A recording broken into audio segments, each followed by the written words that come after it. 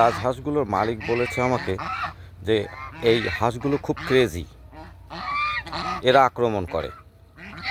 এই যে দেখেন, এই যে আসছে আমার দিকে, দেখেন এই যে দেখেন, এই যে আমাকে অ্যাটাক করতে আসছে, দেখেন এই যে দেখেন,